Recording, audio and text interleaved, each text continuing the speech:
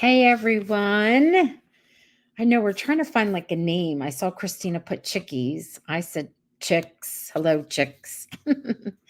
I'm so excited for this episode because I really enjoyed one and two, but holy smokes, I really enjoyed three, not just because of the spiciness of it, but because there was a lot that went down.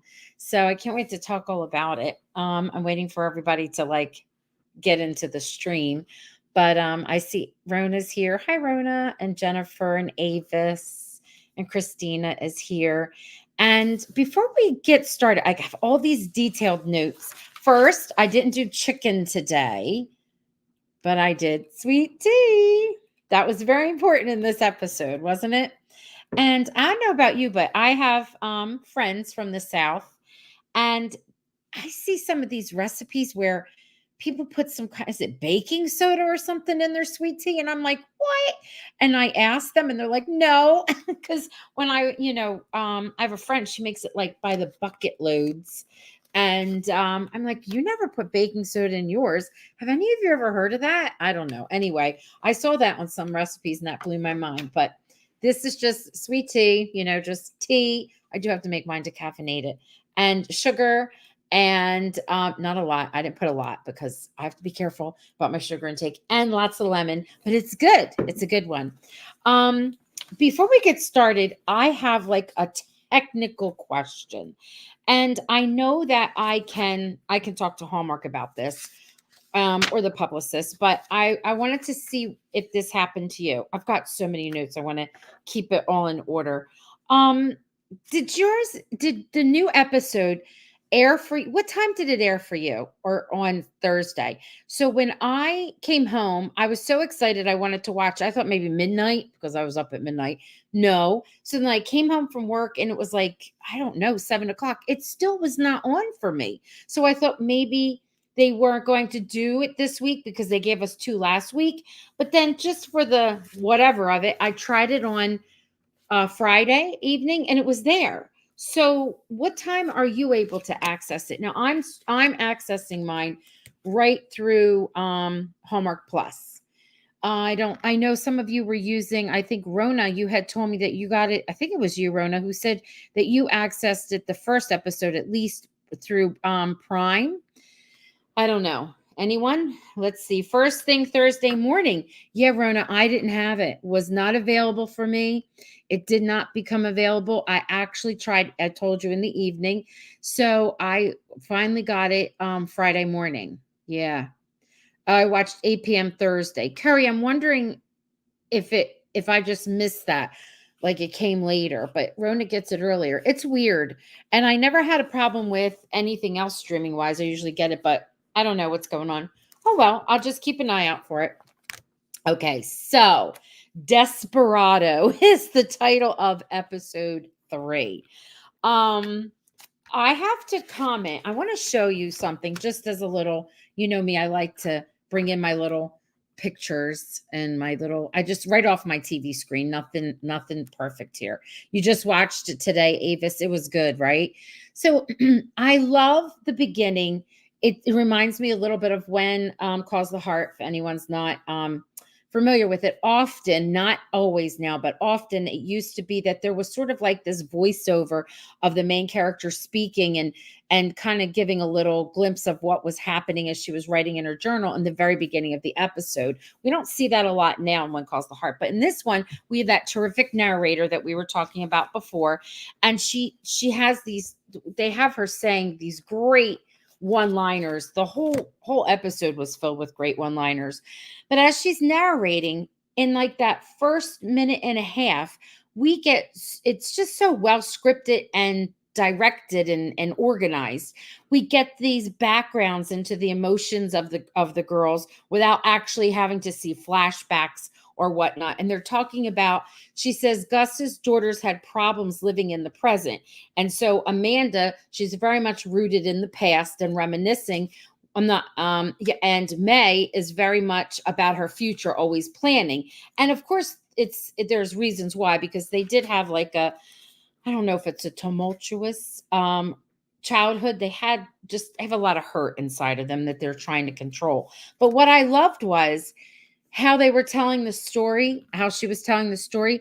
They had roses for Amanda, and this was her like engagement roses or something, and her daughter was trying to throw them away. And she really can't get rid of things. Like they said without her realizing it, she made her house like a museum for the like memories of the past, which kind of is a little bit reminiscent of her mother because her mother had a hard time of letting go stuff. So they show these roses. Before it was the moon, they showed how she reacted to the moon and how May reacted to the moon. Then they show you the roses. Then they show you May's scene with the roses. I just thought that was so cool. Like it was like a parallel and they went from one to the other. And we got so much information in such a short amount of time. And I thought that was clever. I liked it. I liked it a lot.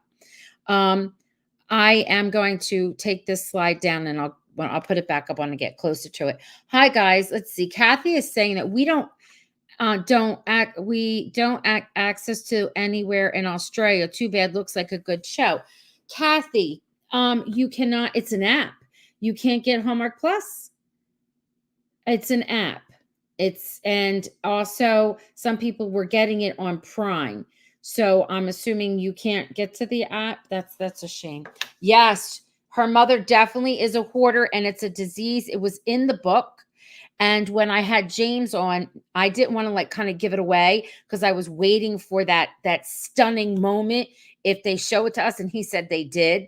So I'll talk a little bit about that. So it's definitely a disease which the girls understand, but they don't understand because there was a lot of hurt. Was mine too, Cindy. This was my favorite episode. Yes, me too. I'm agreeing with you, girls. I really, really loved it.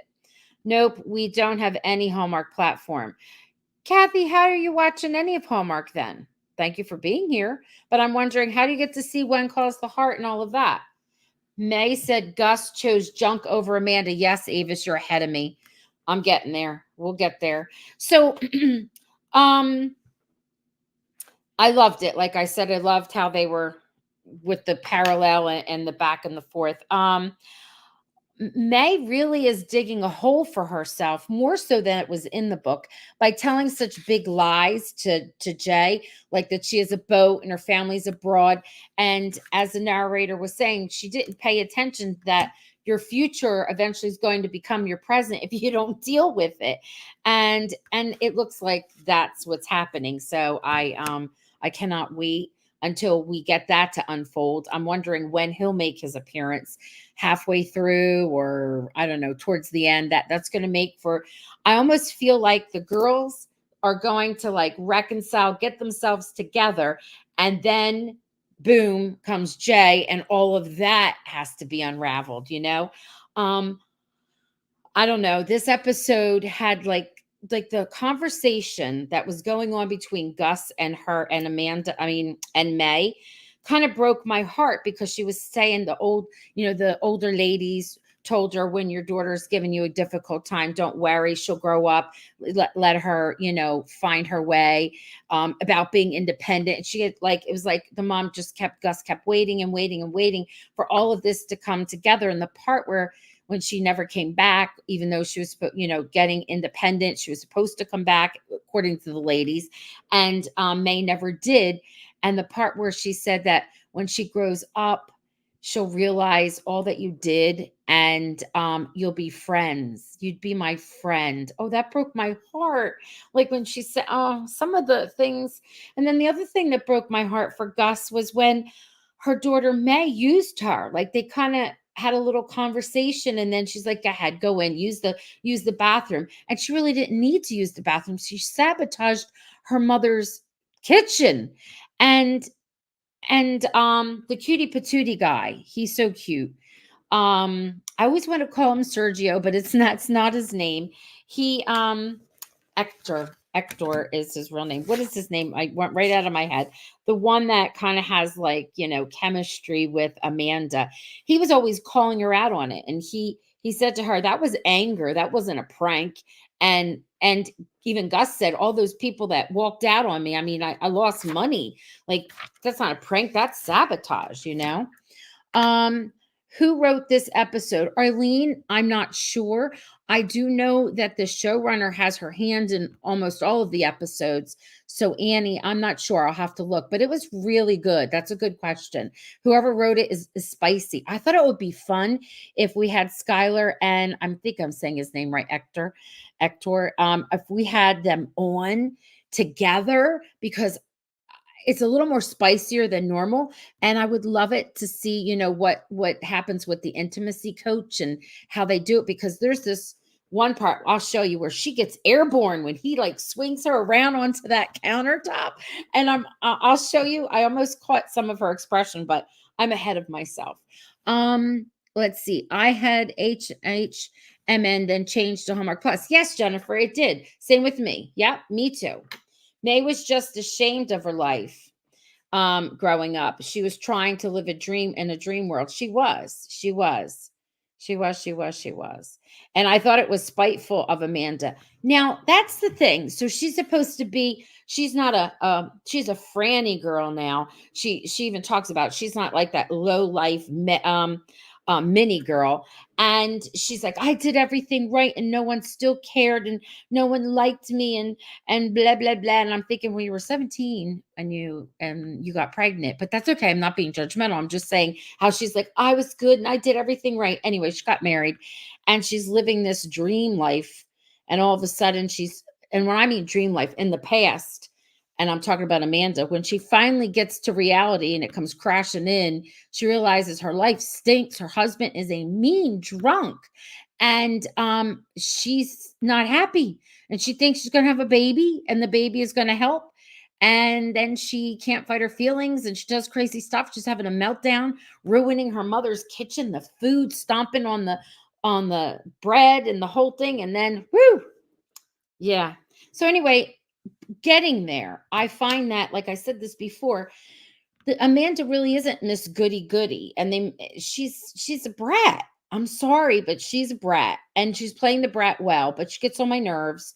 And the thing is, they keep retaliating back and forth, but it's not true. Amanda started the whole war with her sister by talking about her sister's private life because she was mad and angry with her, and then that's what made the May hurt, right? And she splashes the paint on the chicken sign, and it just goes from there. And what cracks me up is Nancy didn't even realize it. She takes her to apologize. The four of them are standing there like having their standoff. And I love the things that Nancy says. Some of the words and her phrases and the one lines crack me up. I have things written down, but it was just like wild, like constant action packed.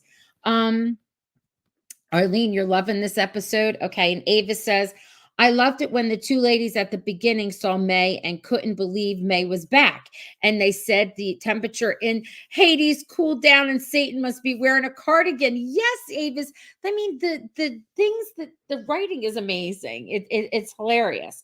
So there's a part, okay, when with the sweet tea, like supposed to be, like a prank, but it wasn't. And her daughter's in the back seat telling her mom that wasn't right. And her husband's like, oh, give it to them. Like he gaslights her. He loves it. He's not nice. And they're supposed to be uppity and nice because they're franny people.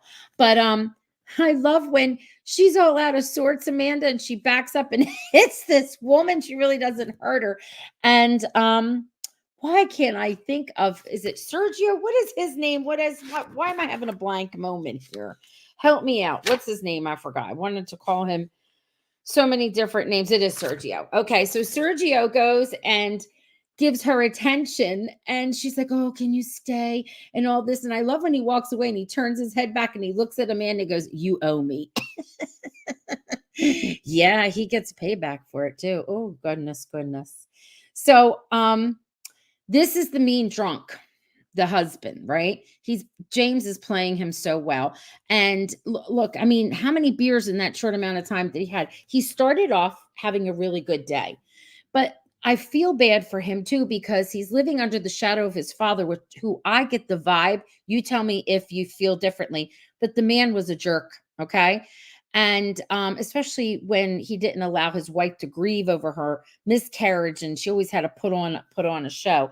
That woman was hilarious. She was turning, yes, she was definitely a cougar, Avis. She definitely was a cougar. And poor Sergio. Anyway, he I love the pep talk, but I don't love it.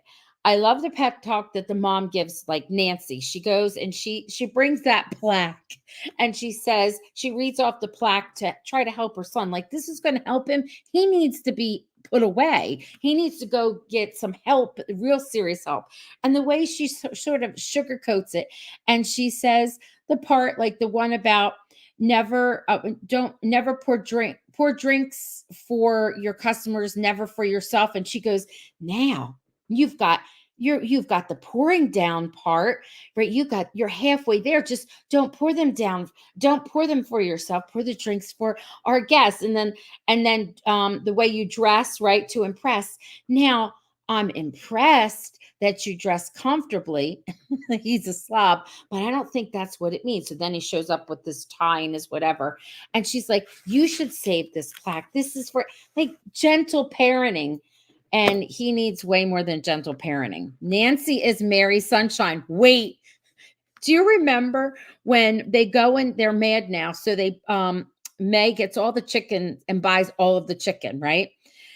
And then they have that powwow, the three women outside, like I was saying a few minutes ago or a minute ago. And Nancy says can she buy some chicken back? And Gus says yes, but for 30% more. And it's because it's to help with how much money they lost with the debacle of the sweet tea.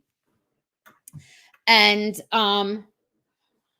she gets mad at her and she says, sure, I'll consider it my weekly tithing. And wait,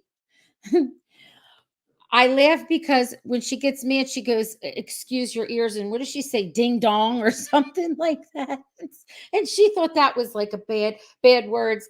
And then Gus says to her, oh, what does she call her? Saint Nancy of the pucker face. The things that they say crack me up. I'm from the South, but Nancy is a little too Southern acting, I think. Okay. So I don't think it's just because she's from the South that she behaves that way. I think it has to do with the the the way she was raised, that culture of women that are stuck back, like I had said before, back in the time where the men run everything and she had to suffer, and not just by herself, but suffer in silence. And she even the son kind of says, you're not dad, and he cuts her whenever he's mad. He gives her like a cut, like, you're not dad, almost like she's too dumb to do anything. And I think she's getting a little spicy herself. But I love that. What is she? I wrote it somewhere. Where was it? Saint Nancy of this what is it, of the pucker face. Wait, I love the part too when Nancy finds out that Amanda sabotaged the sweet tea, and she says, I would sooner spit on my daddy's grave than mess with somebody's tea. I mean, that's hilarious. Somebody's sweet tea. I know. Yes, she is. Nancy is still living in the 50s at times. So do you think Avis and a Stafford wife? Yes. I'm from this. Okay. I'm sorry. I was reading that. Do you think, though, is it okay? For me, it's okay. I don't feel like it's too much. You know, when something's too much and it's not hitting like it's natural and authentic, it kind of removes you from the program. I don't think so. I feel like for me, I'm still in it. And that's because I know some women that behave that way. And it was the way they are a little bit older, I think, than Nancy is. Like, exactly how old is Nancy supposed to be? And in my mind, they're like in their 70s. I don't think Nancy's supposed to be in her 70s, but they still have, I mean, let's face it. I was young in the 80s, and I remember, what was it, 1979 or something, where women could finally get a credit card in their own name without their husband. And you couldn't, in the 80s, you couldn't rent anything. You couldn't rent anything unless you had your husband's signature. So if you were divorced or single, that was a big deal. My aunt went through that. so it's not that long ago that that kind of mentality has been around, and she's still stuck in it, I guess. And they almost put like that Frank Sr. on a pedestal. Now, in the book, I don't want to give away too much if you haven't read the book, but in the book, it's okay, Kay, that you're late. In the book, you learn at some point why Gus can't stand that family, and because they've done some underhanded things to her. So I feel like I get that vibe. Do you get that vibe? I'd ask that Frank Sr. wasn't all such a great man.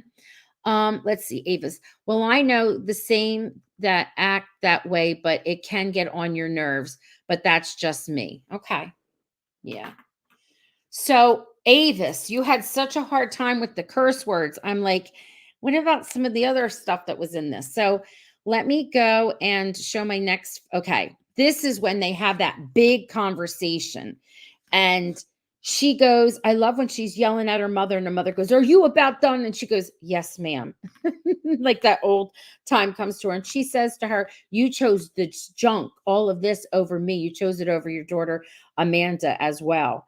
And I just want the set decorator to tell me what in the world, how they get all that stuff. That must have been something. Where'd they find all of that stuff? I love it. And that's really what happens when people are hoarders. And it's because she just, for whatever reason, Gus can't let go of the past, or Gus can't let go of things. She's probably afraid she might need it. It's just truly is a sickness. And I think that's why, they're all of them, we're finding out, all of them are a hot mess. I don't know if Sergio is a hot mess as much as Amanda and May and Gus and Nancy and Frank. They're all messes. I don't know so much that the daughter, what is it, Frankie, I don't know if she's a mess, but they really are a mess. Let's see. What is Ava saying? However, I know more than act like Gus than Nancy. I love when Gus told the lady to suck a lemon. Yes, yes, yes, yes. I know. I love that. I know. I love it. Can we for a minute talk about Sabrina? She's another character I don't like. There are a lot of characters on here that are acting so well, I don't like them. She produces people. She's not nice. And I love when her power goes out in her room, and she freaks out, and she's got a lot of words, and Crester comes, and she's like, Crester, and like she's looking at him, and she's going on and on with her words, and he's just like, yeah, I fixed it. He's like, they're so polar opposites. So sharing a scene together was hilarious, and I loved it. All right, Rona, I felt for May in the scene with the hoarding. I know. So did I. I did too. All the hoarding stuff came from the black hole of what caused the heart. Wow. I mean, there's a lot from that set. I'm not crazy about Sabrina either. The two ladies remind me of two of my aunts. Okay. So I love that whole scene with her and Crester. And I love when, even to the end, when he walks out and she goes, your name, that's just a nickname. Nope. He just has like these one word answers. So what do you think? You think those two are going to be something? Doesn't it seem like it? Doesn't that seem like they're little cute meat or meat cute? What do you think in there? Sabrina and Crester? You know, I don't like to pair off everyone. I don't know. I don't know. I don't even want to say this, but I'm wondering, I don't know. I'm wrong. I shouldn't, whatever. I don't know about the daughter. Do you get a weird, like a vibe from her that I'm wondering if she likes Lindsay? Do you know what I mean? Like, I'm wondering if she might like girls. I'm just curious. And I'm just thinking, if they put that in the storyline, can you imagine what a Franny girl liking a girl? I mean, she would not be making it in that small town. That would be something. I know. I think Sabrina was drooling. Yeah, she absolutely was. Sabrina manipulated her daughter to be nice to Frankie so she could get her phone back. I know. There's some crazy things going on in this episode. So I was thinking about, for every time May was frustrated, she had her best friend with her to talk her through things, right? And Amanda, believe it or not, when she gets frustrated and was doing crazy things. Her husband wasn't her conscience, that was for sure. But Sergio was, to an extent, till he wasn't, right? The real conscience for her is Nancy. And Nancy is very much like a mother to her. I think she's like the daughter. And she even said that she always wanted, but she couldn't have, right? Yeah. So I like when we get to this part. I love him. She needs someone like him to straighten her out. Crester for Sabrina. Maybe he'll soften her in some way. You know, they're so opposite. Frankie didn't get punishment because she distracted Amanda with the photo album with her memories. But wait, I love when she said to her, I can't think of a punishment for you because your favorite thing to do is to read. Like reading was a punishment. Like she would take everything away and all she had to do was read. I thought that was funny. That was kind of funny. All right. So as we're finishing up with this scene, or while this scene is going on, where Nancy is back at the restaurant because she forgot her book. And, Frank is 7 deep into the bottle there. And he says something about Amanda's behavior. And he's telling his mother, it's not me, it's her. She's over there right now causing trouble. And so Nancy's like, so there she is climbing in, and that's when she does her whole fit. She's climbing into the kitchen, her mother's kitchen at Minnie's. She's stomping on everything, and they start playing the song, Baby, You're No Good. I love it. And he's watching her, he being Sergio. And I said, like, he's her conscience. And she flips out, and she's like, I'm tired of being good. She goes through that whole thing, and he says, then don't. Well, she runs to him, and look at that. I'm telling you, this was not Hallmark, okay? She runs to him. She smashes her face on him. I mean, even their noses look like it's a little smashed. And she's like, I'm sorry. And he's like, I'm not. And the next thing he does, this is what I mean by this. You could see, if you can look, because it's a blur, because I was taking the picture as it was happening. She's airborne. Like, he lifts her and swings her around and puts her down on that counter. And she gets this funny, like, woo, look on her face. And I don't know if it was just so much that it was scripted and she was supposed to be excited, as it must have been fun to do. So that's why I want to have them on, so they can talk about this. They should come on and give us the details. So, and then there she is kissing him passionately, and he's kissing her, and the, Baby, You're No Good song is on, and it stops and then it starts. And who is in the doorway window looking in? But Nancy catches her. And I'm like, this is such a spicy episode. Frankie didn't get her punishment because she distracted Amanda in the photo album. Nancy sees them. Yes, she does. He was the tempter, and she fell into the temptation. No, he was not the tempter. Avis. No. Remember when she went in to use the bathroom, and she came out of the bathroom, he wasn't expecting her to be there, and they kind of like, walked away from each other. She ran to him. She went and let loose, and he's like, okay, then stop being good. And I don't know about that. I don't know. That's her. She wanted this, definitely. She's going cuckoo. He's not any better than she is, but she definitely initiated it. And now she's married, right? I'm wondering where this is going to go. I love the part where, what was it? Who was mad? I forget who was mad. And the narrator said, describing Amanda being mad. The narrator said she was madder than a raccoon after garbage pickup. Who writes this? Who writes these crazy, wonderful lines? Oh, I don't know. I'm thinking every time Amanda does something, she justifies it. And then every time May does something, she thinks about it. She confronts herself and has the discussion and sort of owns it and tries to move on from it. I'm hoping that together soon we'll get to see them grow as sisters.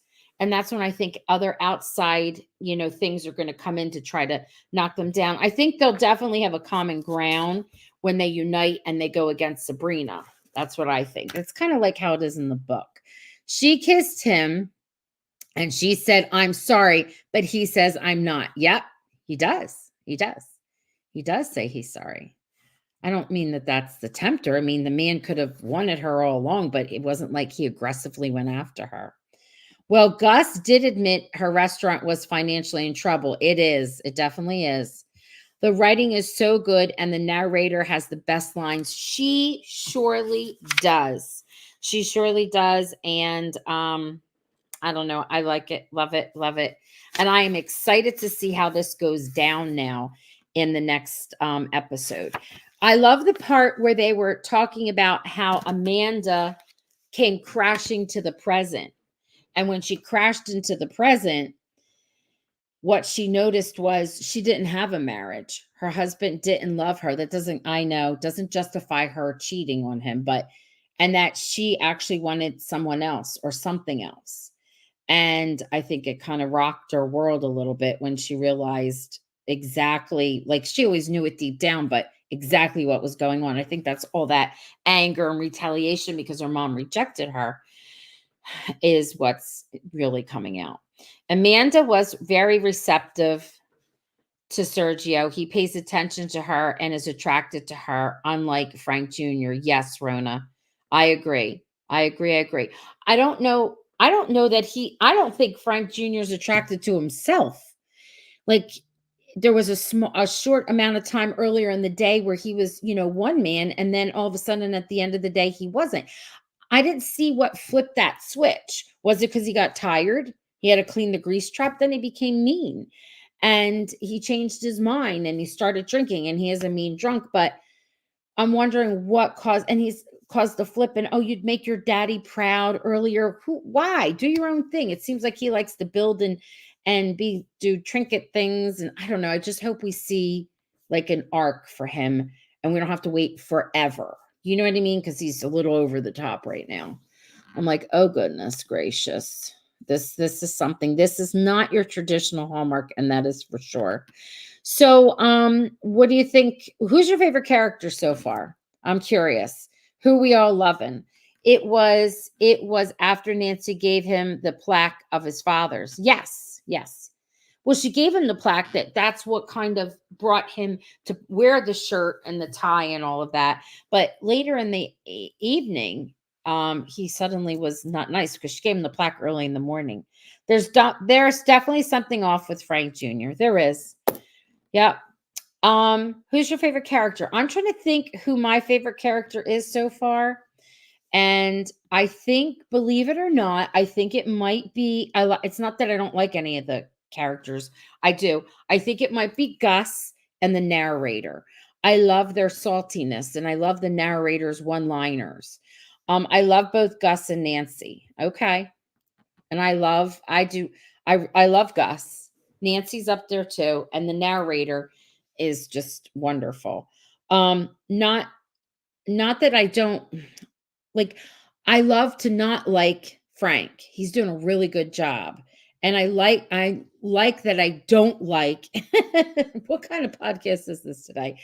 Sabrina. They're all doing a good job. They make me feel all kinds of ways, but I'm very much interested in Gus's story. She seems so complex. Who was that younger man that she was with? Remember, I thought it wasn't like it was in a sexual relationship. I thought maybe he might be like a counselor of some sort or something. And like I said, I love the narrator because of her one-liners. Let's see. Gus and Nancy. Okay. A lot of people are saying Gus and Nancy. Yes. And Sergio. Okay. I love Gus and Nancy. Okay. Yes. Yes, those two matriarchs. I can't wait. Gus reminds me, yes, of Weezer and Steel Magnolias. Well, hey there. I kind of like his Steel Magnolias with the four girls, isn't it? In that whole southern town kind of thing. The narrator, Sergio, and Gus. Okay. All right. Me too. I'm excited to see if there's any chemistry between the actor who plays Jay and with the character May. We really haven't seen too much of them. So that's to come. All right, so next Thursday is episode 4. I'll recap on Sunday. And just a few things. I don't know if you follow or join in with others. I don't know exactly who's here. But on Monday, tomorrow night, we're doing a deep dive of the relationship of Elliot and Alice. Kathy and I will be together for the way home. And then Thursday's interesting. So they had the Hardy reunion for When Calls the Heart, and a couple fun things happened. I watched it. It looked like they had different things this year, and it looked really good, in my opinion. Not that it was terrible before. I've never even been to one. But from what I could see, they did it differently. But people were singing, they had guests singing, they had all these kinds of guest appearances. I don't know. It just looked like it was fun. But I'm going to talk a little bit about the spoilers that the actual. I'm sorry, I got to take a sip. The actual actors revealed, and we can like kind of deliberate on them and maybe predict. I have some ideas. And then I have a guest that's coming on. Her name is Brittany, and if you watched anything of it, you will see that she and her two cousins were up on the stage with Chris because the younger of them made sort of like this cutout, and well, the middle age made a cutout of Chris and or Lucas Bouchard, and she's going to come on and she's going to share her experiences. So I think it'll be fun. Yes, Gus is like Weezer Cindy. Here's a random fun fact I discovered. The actor who plays Jay was in a short film with Chris McNally about STIs,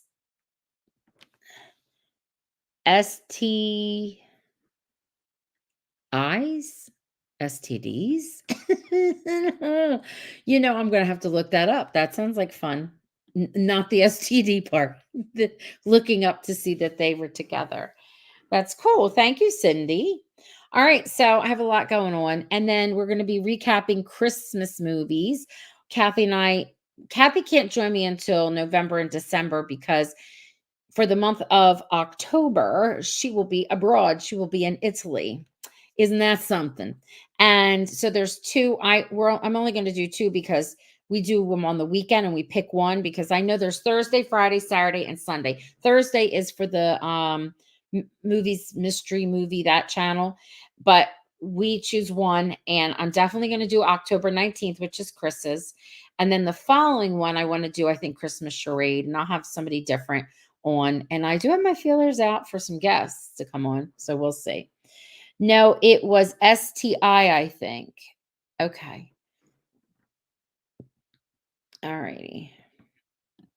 Okay, the plastic protocol. All right, gotcha, Avis. And I think I kind of know what you're talking about.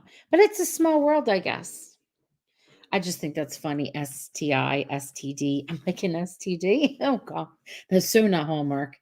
All right. All right, everyone. Thank you for tuning in. We'll chat. I'll see you soon. We'll chat soon.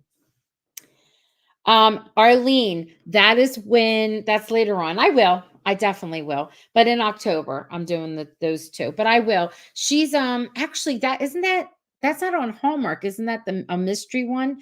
It's in my plans, don't worry. It's in my plans. I've been busy. Okay. Good night, everyone. Thank you for tuning in.